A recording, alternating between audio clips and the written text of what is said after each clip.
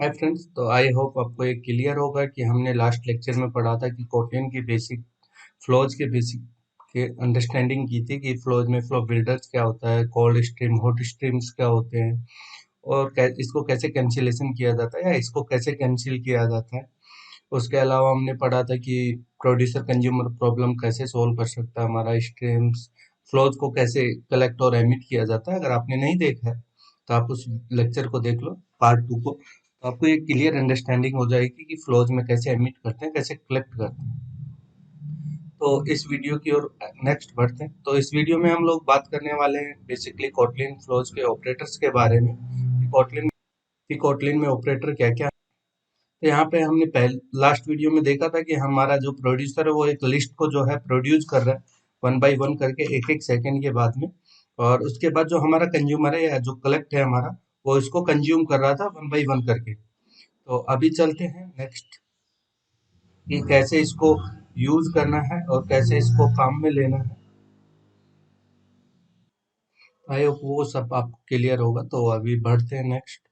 तो जो कोटलिन में ऑपरेटर्स हैं वो काफी टाइप्स के हैं। जैसे अगर मैं एक दो ऑपरेटर्स की बात करूं कि इसके अंदर जो एक ऑपरेटर है, अगर आपको सपोज आपको यहाँ पे क्या करना है कि आपका जब भी टास्क स्टार्ट हो उससे पहले ही आपको कुछ टास्क परफॉर्म करना है, करेक्ट। जैसे ऑन स्टार्ट पे आपको कुछ टास्क परफॉर्म करना है या फिर आपको ऑन कंप्लीशन पे कुछ टास्क परफॉर्म करना है, यानी कि आपका जब भी कोड खत्म हो उस केस में आपको कुछ और भी एक्सटर्नल टास्क जो है वो फिनिश करनी है।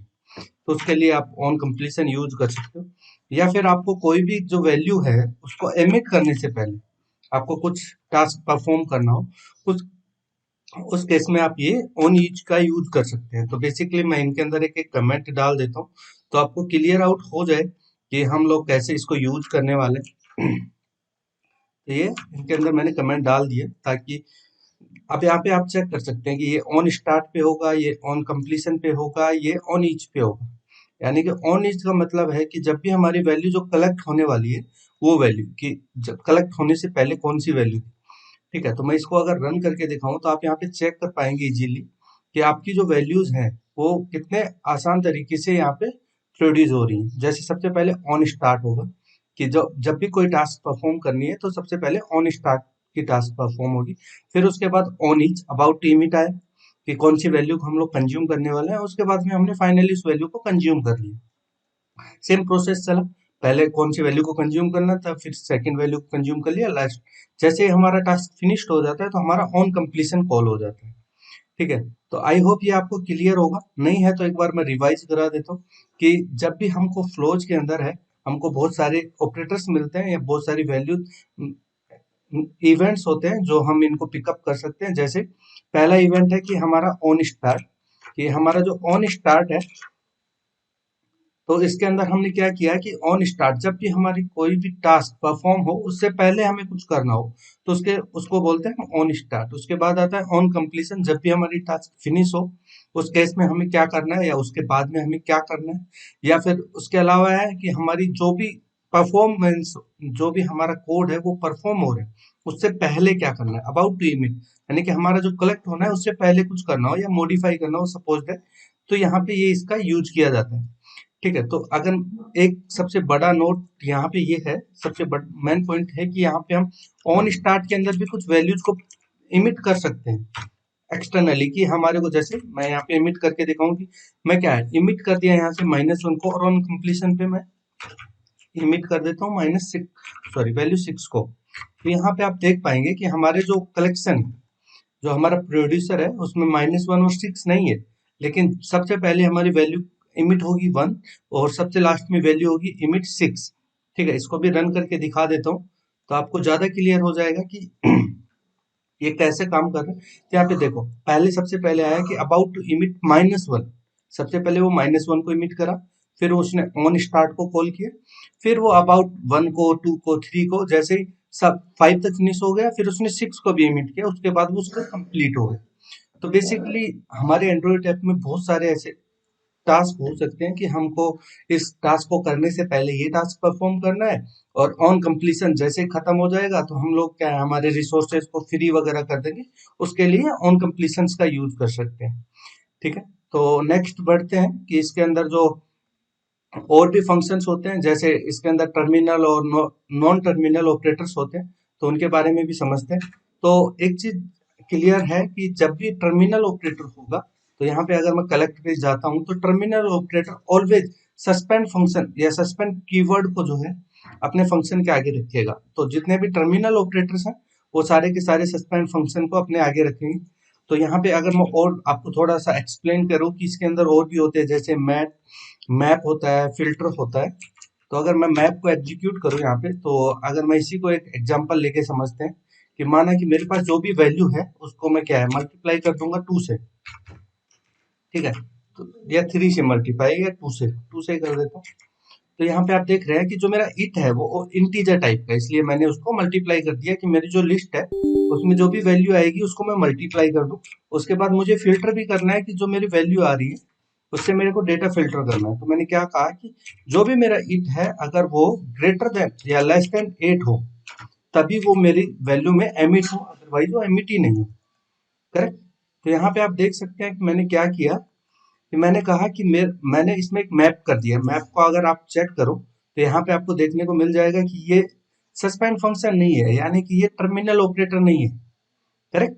तो ऐसे ही ये जो कलेक्ट होता है वो टर्मिनल ऑपरेटर होता है, मैप और फिल्टर जो है वो टर्मिनल ऑपरेटर नहीं होते, नॉन टर्मिनल ऑपरेटर होते हैं। तो यहाँ पे आप अगर देखो इसको तो इजीली आपको समझ में आ जाएगा कि क्या किया मैंने। मैप में क्या जो भी वैल्यू आई उसको 2 से मल्टीप्लाई कर दिया और मैंने फिल्टर किया कि जो वैल्यू है वो लेस देन 8 होनी चाहिए, तभी वो मेरी वैल्यू को एमिट या कलेक्ट करेगा। तो अगर मैं इसको रन करूँ तो आप यहाँ पे चेक करेंगे कि जो आपकी वैल्यू है वो कब कहाँ तक इमिट हो रही है। तो यहाँ पे आपको देखें कि आपने 2 एमिट किया, फिर 4 एमिट किया, फिर 6 एमिट किया, उसके बाद पॉज कर दिया, क्योंकि 8 एमिट इसलिए नहीं किया क्योंकि हमने उसको लेस देन रखा है ना कि इक्वल्स टू। तो इसलिए ये इसको 1 का मल्टीप्लाई 2, 2 का मल्टीप्लाई बाई 4, 3 का मल्टीप्लाई बाई 6, 3 तक किया, फिर 4 मल्टीप्लाई बाई 2 किया तो उसका 8 हो गया। तो इसलिए उसको फिल्टर से बाहर निकाल दिया उसने कि भैया अब आप इसको एमिट नहीं कर सकते। तो बेसिकली ये ऐसे इसका एमिट वाला काम करते हैं। और अगर मैं थोड़ा क्लियरली समझाऊं तो इसमें एक एग्जांपल और लेते हैं जिससे हम इसको और क्लियर समझ सकें कि भैया ये कैसे काम कर रहा है। तो मैं क्या करता हूँ, इस स्कोप को क्लियर कर देता हूँ यहाँ से। तो यहाँ पे आप देख रहे हैं मैंने एक लिस्ट बनाई जिसके अंदर मेरे पास डेटा है कि गेट यूजर लिस्ट निकालनी है मेरे को। करेक्ट। तो एरर आ रही है, अच्छा मैंने इसमें से एक ज्यादा ऑपरेटर को रिमूव कर दिया। ठीक है। तो मैंने यहाँ पे समझो कि हमारा ये जो डेटा है वो एपीआई से आ रहा है, ठीक है। तो इस केस में क्या किया, मैंने एक लिस्ट बनाई गेट यूजर्स की, उसमें मेरे पास डेटा है। तो जब भी हमें डेटा को फ्लो के टाइप में रिटर्न करना हो तो हम एज फ्लो यूज करके उसको कन्वर्ट कर सकते हैं लिस्ट को, कि वो फ्लो में कन्वर्ट हो जाए। तो मैंने क्या किया, गेट यूजर्स। तो गेट यूजर्स जो यूजर है वो मेरा बेसिकली ये पैरामीटर्स ले रहा है, लेकिन उसके बाद मुझे कुछ फिल्टर करना है कि मुझे सिर्फ एक्टिव यूजर्स जो हैं उन्हीं का लिस्ट मुझे शो आउट करना है। तो इस केस में कैसे कर सकते हैं हम लोग, यहाँ पे लिखे तो यहाँ पे हम कर सकते हैं जैसे कि मैंने गेट यूजर्स डाला, गेट यूजर्स डॉट, मैंने क्या कहा कि सबसे पहले मेरा मैप कर दो। क्या मैप कर दो कि मेरा जो डेटा आ रहा है उसको फॉर्मेट कर दो कि मेरा जो एक्टिव लिस्ट है एक्टिव यूजर्स वाला उस टाइप में फॉर्मेट कर दो इसको। तो उसने क्या किया कि उसने एक्टिव यूजर्स को लिया और एक्टिव यूजर्स के अंदर क्या है इट इट डॉट, सबसे पहला है कि इट डॉट उसने बूलियन टाइप का है कि वो एक्टिव है कि नहीं, तो उसने इज डॉट एक्टिव रख लिया।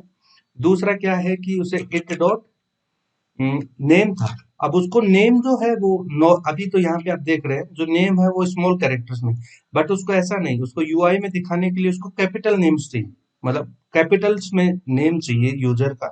तो यहाँ पे हम वो भी कर सकते हैं नॉर्मली, जैसे अपर केस उसने उसको चेंज कर देगा, उसको अपर केस में कन्वर्ट कर देगा, उसके बाद इट डॉट एड्रेस आ जाएगा। तो नॉर्मली बेसिकली ये उसको इस टाइप से कन्वर्ट कर देगा। अब क्या करेगा उसके बाद, आपको फिल्टर भी लगाना है इसमें, तो मैं यहाँ पे एक फिल्टर भी लगा के दिखा देता हूँ। जैसे उसने क्या कहा कि इट डॉट इज एक्टिव हो तभी वो लिस्ट उसके अंदर शो आउट हो। अब क्या करें, यहाँ पे उसको वो कलेक्ट कर लेगा। तो कलेक्ट करना सिंपल है, जैसे नॉर्मली वो कलेक्ट करता है वैसे ही कलेक्ट कर लेगा। तो कलेक्ट करने के लिए क्या कर, मैं यहाँ पे एक लॉग लगा देता हूँ कि वो कलेक्ट जब करेगा तो उसको बेसिकली मैं प्रिंट कर दूँ। ठीक है। तो यहाँ पे मैं इसको कलेक्ट कर दिया। अगर आप देखेंगे अभी हमारी लिस्ट के अंदर, तो जो डेटा है वो बेसिकली आ रहा है एक्टिव वाला। जो जो एक्टिव है वही आ रहा है, जो फॉल्स है वो नहीं आ रहा है। मैं आपको दिखा भी दूं तो इसके अंदर एक यूजर है लास्ट वन जो कि फॉल्स है, उसका स्टेटस एक्टिव नहीं है, तो उसको लिस्ट में उसने डाला ही नहीं है। Got it? तो यहाँ पे आप चेक कर सकते हैं कि फिल्टर कैसे काम करता है, कलेक्ट कैसे काम कर रहा है हमारे मैप फंक्शंस में, सॉरी इसके अंदर फ्लोज के अंदर। तो ये था फ्लोज के कॉन्सेप्ट के बारे में कि फिल्टर कलेक्ट कैसे काम कर रहा है। अब इसके अंदर एक और प्रॉब्लम होती है, अगर वो भी मैं आपको थोड़ा बताऊं कि सपोज आपका जो प्रोड्यूसर है, ठीक है, वापस से हम हमारे पुराने एग्जांपल पे चलते हैं। तो ये हमारा प्रोड्यूसर था, बट अब यहाँ पे एक इश्यू है कि सॉरी ये प्रोड्यूसर का था, तो मैं इसको प्रोड्यूसर से वापस मैप कर देता हूँ। ये था प्रोड्यूसर का, ठीक है, तो ये डेटा को कलेक्ट कर रहा था। Got it? तो ये प्रोड्यूसर जो है उसने क्या किया कि जो डेटा है वो 1 सेकंड के बाद लॉन्च कर रहा है या प्रोड्यूस कर रहा है, लेकिन जो हमारा कलेक्टर है बेसिकली यहाँ पे ये बोटल नेक समझो कि जो कलेक्टर है वो थोड़ा स्लो है। वो मतलब 1.5 सेकंड के अंदर हमारे डेटा को या 1500 मिली सेकेंड्स के अंदर हमारे डेटा को कलेक्ट करता है। तो इस केस में क्या है, अगर आप देखो तो मैं क्या करूँ, इसको बेसिकली टाइम में डाल देता हूँ, where time equals to milliseconds. ठीक है, तो मैं क्या करता हूँ कि इसको एक टाइम में डाल देता हूँ ताकि हमें पता चले कि जो हमारा जो टाइम है वो क्या लग रहा है। तो यहाँ पे आप देख सकते हैं मैंने इसको क्या है मेजर टाइम मिली सेकेंड्स के अंदर डाला, उस टाइम को कैलकुलेट किया कि कितना टाइम लगता है मेरे एक फंक्शन इस फंक्शन को एग्जीक्यूट करने में। करेक्ट? यहाँ पे अगर मैं रन करूँ तो आप यहाँ पे चेक कर पाएंगे कि मैंने क्या टाइम डाला था। मैंने यहाँ पे क्या किया कि जो हमारा कंज्यूमर है वो स्लो है, तो उसने 1500 सेकेंड के बाद वो कंज्यूम कर रहा है कोई भी वैल्यू को। ठीक है, तो यहाँ पे आप देख रहे हैं मतलब कुल मिला के 2.5 सेकंड के बाद वो वैल्यू को कंज्यूम कर रहा है।